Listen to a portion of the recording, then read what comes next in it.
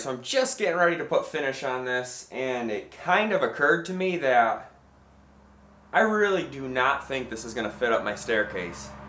Yeah, it ain't gonna go, I don't think. Right. Alright, I got an idea of what to do. Alright, my wife's been wanting me to build a bed for our bedroom for a while now. So today, that is the day. That is what we're doing. Let's go. Alright, so my goal with this bed build is I don't want to buy any lumber. I've got a bunch of lumber stored in a barn down the road, so I'm going to go see what I got, see what I have to make this bed work. So I know I've got some really nice hand-hewn beams that I might incorporate. Let's go see.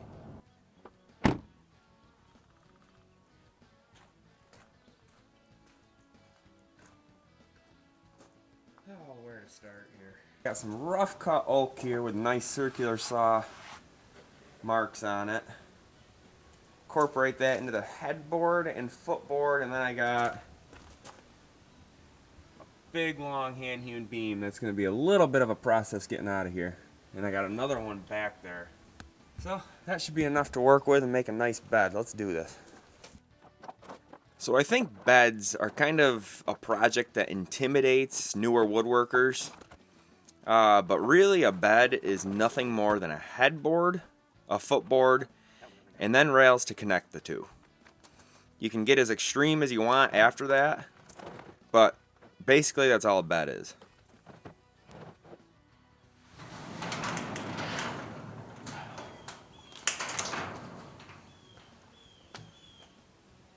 Let's build a bed. Alright, I think what I'm going to do is take this smaller length, and I'm going to cut this down the center both ways to make 4 posts, and that's going to make my 4 bed posts. That longer one is in pretty rough shape, and there's literally hundreds of nails in it. This one, there is some nails in it as well, and it's going to be a miracle if I can get it on my sawmill and get it broken into 4 pieces without hitting a nail, but we're going to see how it goes. Alright, I got the beam on the sawmill. Sawmill's warming up. Keep your fingers crossed, no nails. Let's go.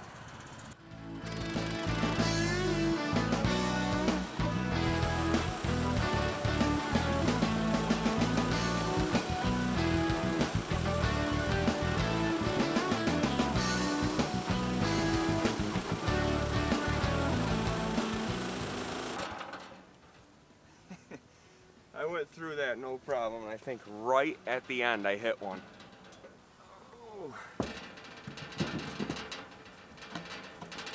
Oh yeah, man, right there, right at the end. So with the beam in half, I then cut the 2 halves in half as well. I did go through a couple nails, but surprisingly, it didn't dull the blade that bad.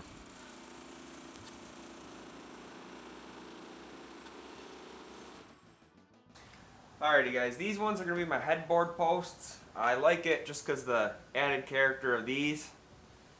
So what I'm going to do, I want my headboard post to be about 68 inches tall. But I'm going to measure from this flat spot because this one's broken, this one's kind of rounded over. I'm not going to measure from there. So that's just going to be an added length. So from this flat spot here, these flat references, I'm going to do 68 inches on the miter saw. Alrighty, so when I went to go cut these, by the time I got to the miter saw, I actually ended up cutting them to 72 inches instead of 68 inches. I had the extra length and figured I can always cut them down if they're too long, but you can't make them longer after you cut them too short. Okay, footboard posts, I want 36 inches tall. Also on the footboard post, they had the same little detail here as the headboard post, but they were kind of broken and kind of looked like daggers sticking up that I really didn't want on the footboard. So I cut off the broken piece, but left a little bit there, kind of to tie in with the headboard posts. Alrighty guys, so I got the posts cut for the headboard as well as the footboard. Now what I'm going to do is do the cross pieces that are going to go in between them. This one I'm gonna rip right down the middle. That's gonna give me 2 pieces that are 1x4. And then these 2, I'm just gonna plane down as is. That's gonna give me my bottom cross pieces for each of the footboard and the headboard. Alrighty, so I got the saw set up to rip this one right down the middle.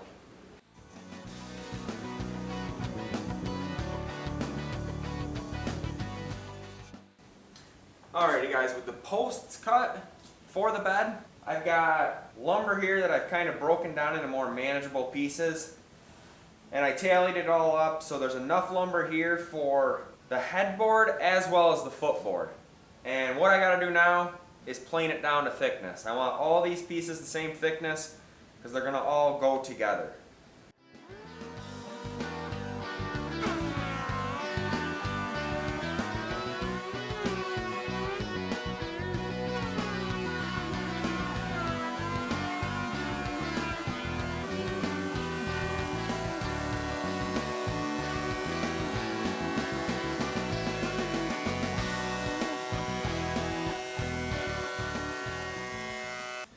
Alrighty guys, so I got these all planed down to the same thickness, and all I did was plane it down on one side. Now what I'm going to do is flip every piece over, and I'm going to run it through the planer one more time. This is going to be my show side. So what I'm going to do is I'm going to turn my planer about probably a quarter turn right now and run it through just so it barely takes some off, but it's going to leave the saw marks to keep the character. So we're going to run these through one more time with the show side up. So this right here is exactly the look I was going for. I wanted to keep the circular saw marks, not take too much off, so this was perfect. Alright, so now with all of them to the thickness I need, I'm going to run one edge of each board across on the jointer, so then I have a reference to cut these pieces to the exact length I need, as well as the same width on the table saw. Alrighty guys, so when I go to joint these, what I do is put the fully planed side up against the fence of the jointer. That will leave my show side out, and I run it through that way. That just assures that flattest planed side is up against the fence. Alright, so the pieces I'm cutting down here are going to be the upright pieces that fit in between my cross members on the headboard and footboard. So I'm ripping them down to 11¼ inches. So there will be a total of 5 uprights for the footboard as well as the headboard. And when I rip them to 11¼ it'll be about 3 1/8 inch gap in between each upright. Alrighty, so with everything squared up, I'm going to cut my uprights on the crosscut sled. The headboard uprights are going to be 24 inches. The footboard uprights are going to be 12 inches. So I use the crosscut sled for these uprights just because I know my crosscut sled is completely perfectly square, which will result in a perfectly square upright to ensure it fits between the top and bottom rails perfectly. Alrighty guys, I must have did some math wrong. So I only got 4 pieces for the footboard, which isn't a big deal. We'll just space these apart a little more. The headboard will still be 3 1/8. So there'll be a little bit of contrast there. No big deal. Now I'm going to cut down the cross members of my footboard and headboard. Those are going to get cut down to 75 1/8.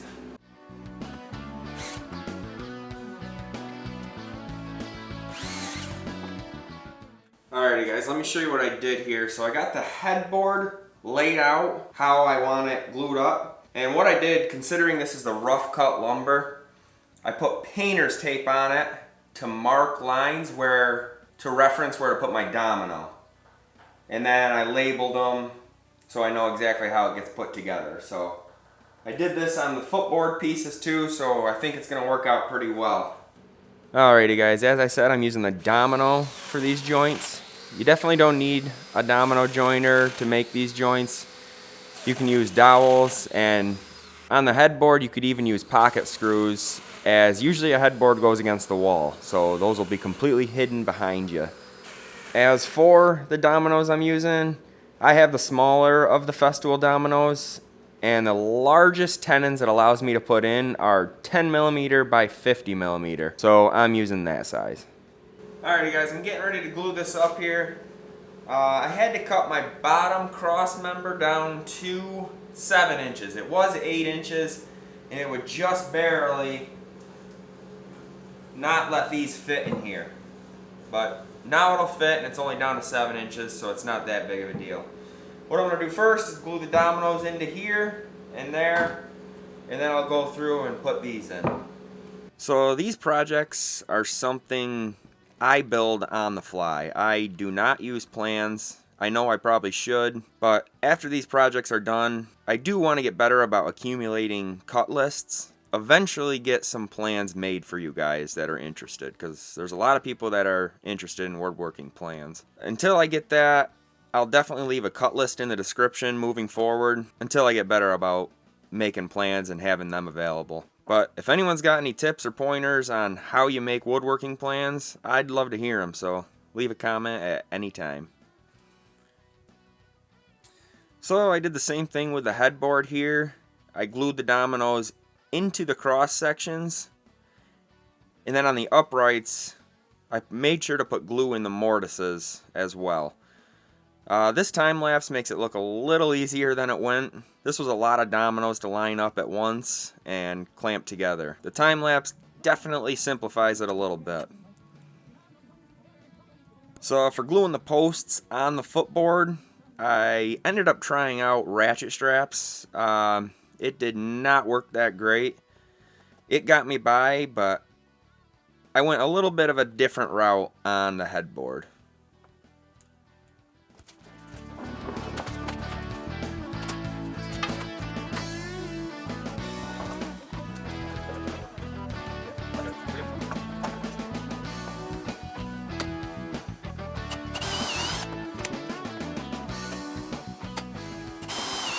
Guys, I'm gluing up the headboard right now. I just got these pushed in. I'm pretty much doing it the same way as the footboard.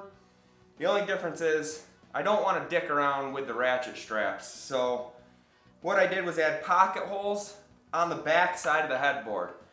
You're never ever going to see these because it's going to be up against the wall. So that's just so I don't have to dick around with doubling up clamps and ratchet straps. Okay. Let's scroll there.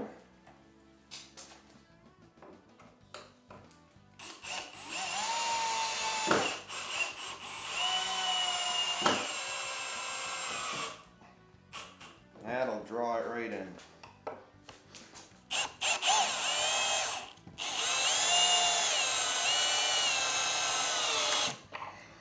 But now it's time for the rails that are going to connect the headboard and the footboard. So what I did here was pretty much the same process as the milling that I did for the headboard and the footboard. So these are all set and ready to go. Mine's a king size, and standard mattress length is 80 inches, but I measured ours upstairs, and for some reason ours is 78. So what I did is I cut these to 80 inches to leave a little space on either side. I think generally we want to leave about 1 inch on each side of the mattress. So these are cut to 80 inches. Now it's time to jump into sanding. So when it comes to sanding this project, sanding's pretty important for any project. But when it comes to sanding reclaimed wood where you want to keep the character, I make sure to use a pretty high grit initially. I'm using 120 grit here. And actually this ended up being the only grit I used throughout the whole sanding process, so it went pretty smooth. But 120 grit on this oak was not enough to remove all the character. 80 grit would have definitely removed more than I would have liked. Say you're sanding fir, which a lot of barnwood is fir, I would do 220 or 240 grit. But for this project, 120 grit went perfectly. There was a lot of deep cracks on that hand-hewn beam that were just covered with stuff in there. I don't even know what it was. And I just used a longer file to dig that out, along with a vacuum to clean it out as best as possible. So I'm just getting ready to put finish on this, and it kind of occurred to me that I really do not think this is gonna fit up my staircase. That is where our bedroom is, so I'm gonna go try to test fit it before I put finish on. Yeah, it ain't gonna go, I don't think. Right. Alright, I got an idea of what to do. So we'll get into how I handle that, but first I wanted to lay out the rails just to see how everything was gonna go together. Alrighty guys, I'm mocking up the bed hardware now. This is the hardware I got. It's just on Amazon. Every bed I've ever built, I've used this hardware, and it's super strong when it's installed right, and super cheap. So, and really easy to install. So, this is a king size bed.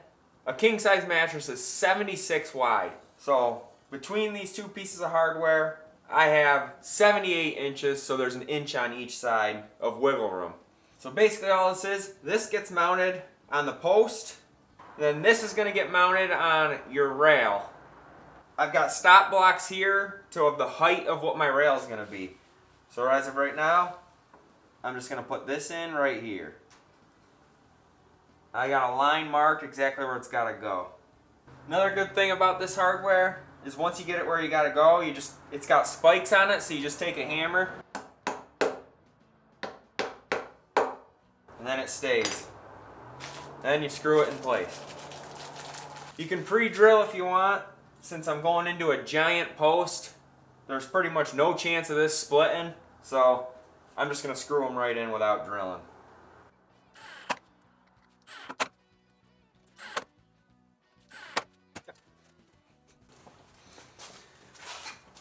Alrighty, so now with those mocked up where they are, I'm going to put the rail in right on these blocks, right up against it like that. Okay, so now with that mocked up where it's got to go, you can take your mail piece, place it in there, hold it down tight. These ones I'm going to want to pre-drill since I'm going into a lot thinner material. So then you just take a pencil, mark where you got to drill. I'm going to do that on the rest of them, pre-drill, and then screw them in. So move this. This is another awesome tool for when you want to make holes in accurate spots. Mock it up.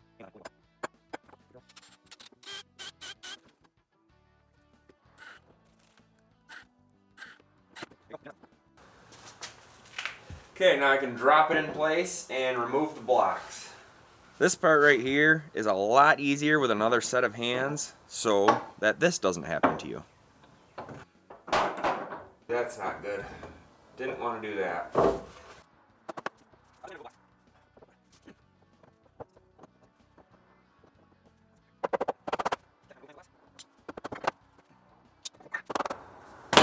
There you go. Super strong. Alrighty guys, now it's time for me to put in some supports on the rails that are going to support the slats that go across, which will eventually support the mattress that gets set on here. So what I did here is I got a 2x4 and I ripped it right in half down the middle. So all I'm going to do is I wood glued it and I'm just going to screw it in place here.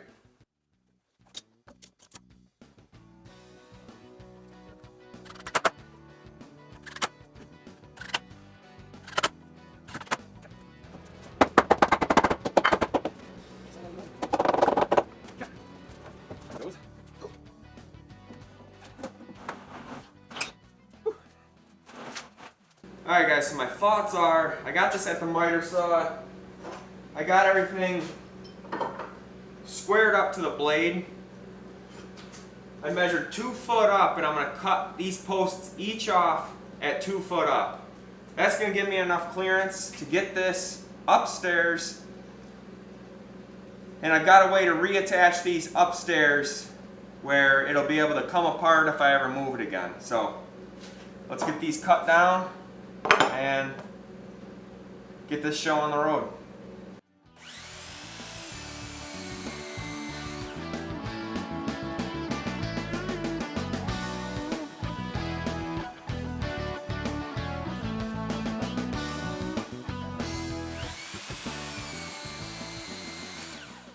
Alrighty, so my thoughts are I'm gonna put some mortises in here and some tenons in here, or vice versa, and then it's just gonna mock up, and then just the gravity from the headboard will hold it down. But I probably will put a pocket hole in here too, so once you get it up here, I'll just screw in a pocket screw just to secure it. So that's my thoughts. Let's do it.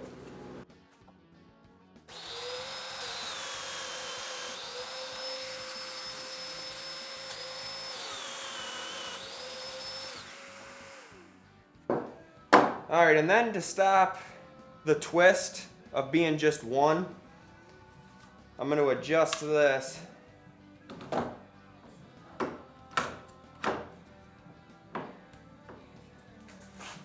So it'll make a tenon lower, so it'll have two of them that'll completely stop the twist.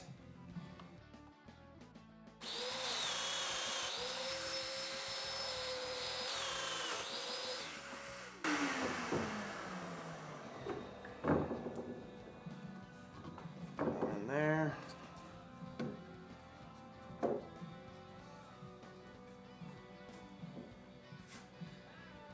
I think once we get the pocket hole in here, that'll bring that up tight. I think that'll work out really well.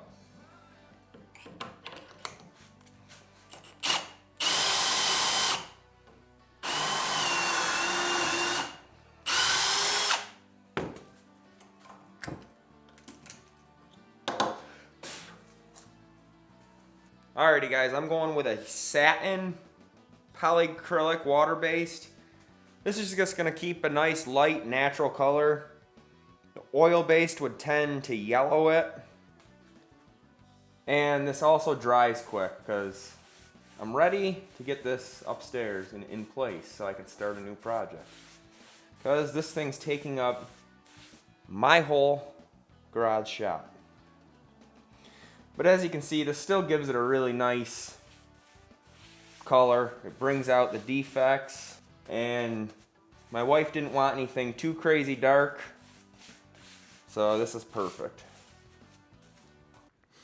Alrighty guys, for the bed slats, all I did was buy these 1x8 utility boards from Home Depot. They were like, I don't know, $5 a piece, so I went real cheap. You're never gonna see them anyway, so.